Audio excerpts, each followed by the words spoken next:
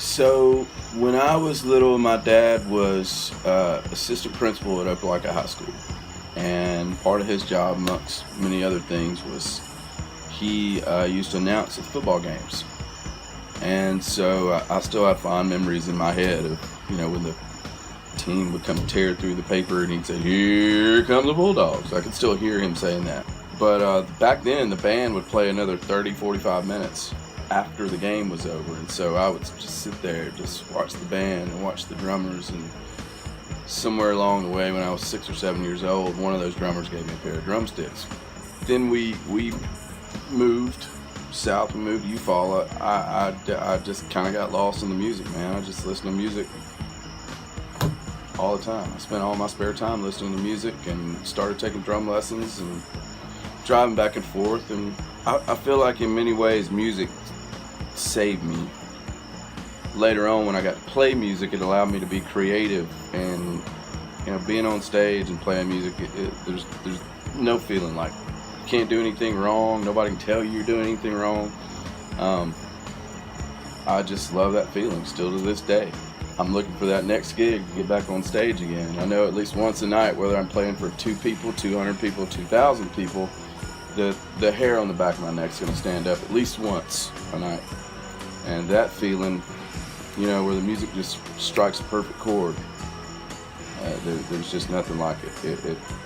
Us just playing a lot and traveling, it'd be neat, man. We'd go up and play like a showcase in Nashville.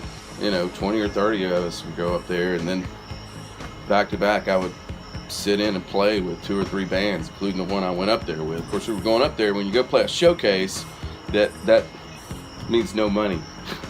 You play a showcase and you invite other people to come out and see you play, and hopefully, somebody famous sees you. Of course, the music business has completely changed since then, but this was before it was completely suit and tie, 8 to 5 guys who were choosing the stuff that's on the radio that they're going to shove down America's throats, which is why I'm here today. The music business took a nosedive when the MP3 was invented and Napster and all that came out.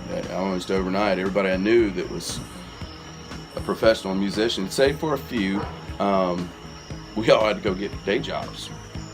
I wake up with a song in my head and go to sleep with a song in my head. I spend all day long listening to music, spend a lot of time thinking about the next time I'm gonna get a chance to play music. And music's been a big part of my life, pretty much my whole life. Throughout high school, college, after college, when I went to be a professional musician, and then it all sort of fell apart a little bit. I was bitter about that for a while, but it turns out it was a blessing in disguise. I wouldn't be sitting here talking to you if that wouldn't happen.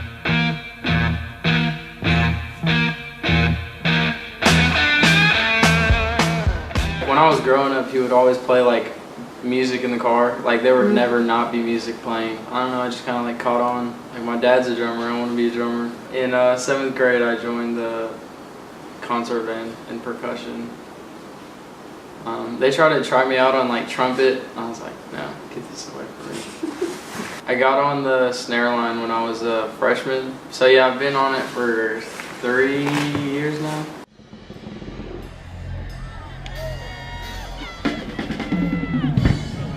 I miss you.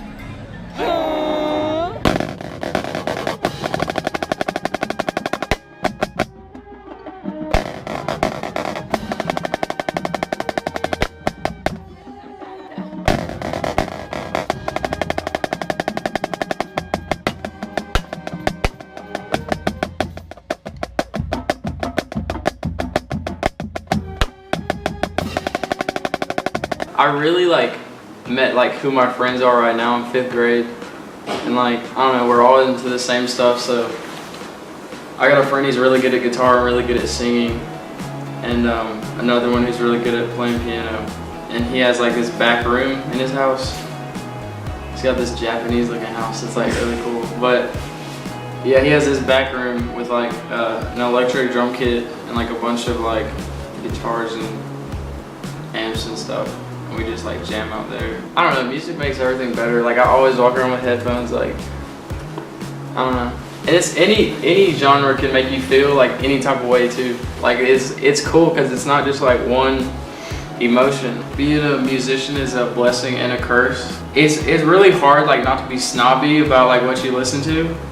I mean, yeah, that's what it is. Like I just have a really strong appreciation for it. Like it's like my passion. Like sorry I care about it so much that I'm gonna argue with you about it. So I have to like remind myself that it's like it's art. Like you're not gonna look at a